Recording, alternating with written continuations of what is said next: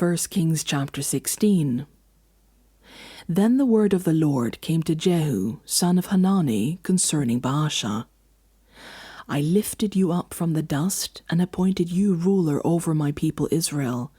But you followed the ways of Jeroboam and caused my people Israel to sin and to arouse my anger by their sins. So I am about to wipe out Baasha and his house, and I will make your house like that of Jeroboam, son of Nebat.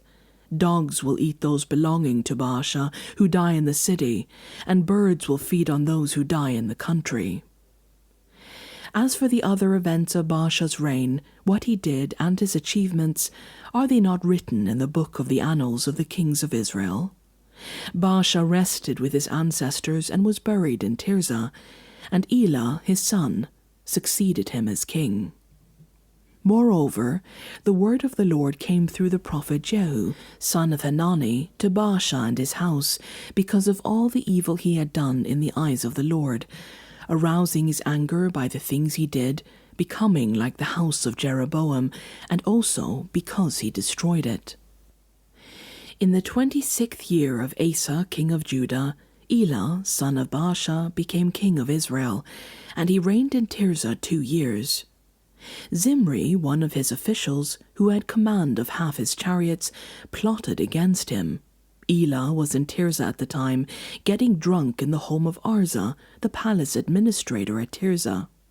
Zimri came in, struck him down, and killed him in the 27th year of Asa, king of Judah. Then he succeeded him as king. As soon as he began to reign and was seated on the throne, he killed off Baasha's whole family. He did not spare a single male, whether relative or friend. So Zimri destroyed the whole family of Baasha in accordance with the word of the Lord spoken against Baasha through the prophet Jehu, because of all the sins Baasha and his son Elah had committed and had caused Israel to commit, so that they aroused the anger of the Lord, the God of Israel, by their worthless idols. As for the other events of Elah's reign and all he did, are they not written in the book of the annals of the kings of Israel? In the 27th year of Asa, king of Judah, Zimri reigned in Tirzah 7 days. The army was encamped near Gibbethon, a Philistine town. When the Israelites in the camp heard that Zimri had plotted against the king and murdered him, they proclaimed Omri, the commander of the army, king over Israel that very day there in the camp. Then Omri and all the Israelites with him withdrew from Gibbethon and laid siege to Tirzah. When Zimri saw that the city was taken, he went into the citadel of the royal palace and set the palace on fire around him. So he died, because of the sins he had committed, doing evil in the eyes of the Lord and following the ways of Jeroboam, and committing the same sin Jeroboam had caused Israel to commit. As for the other events of Zimri's reign and the rebellion he carried out, are they not written in the book of the annals of the kings of Israel? Then the people of Israel were split into 2 factions. Half supported Tibni, son of Ginath, for king, and the other half supported Omri.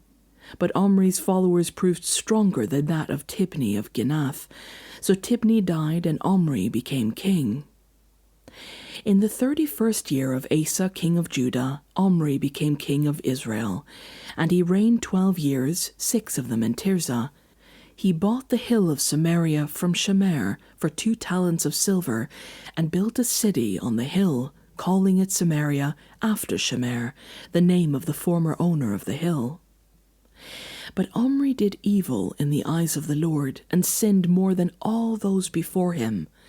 He followed completely the ways of Jeroboam, son of Nebat, committing the same sin Jeroboam had caused Israel to commit, so that they aroused the anger of the Lord, the God of Israel, by their worthless idols. As for the other events of Omri's reign, what he did and the things he achieved, are they not written in the book of the annals of the kings of Israel?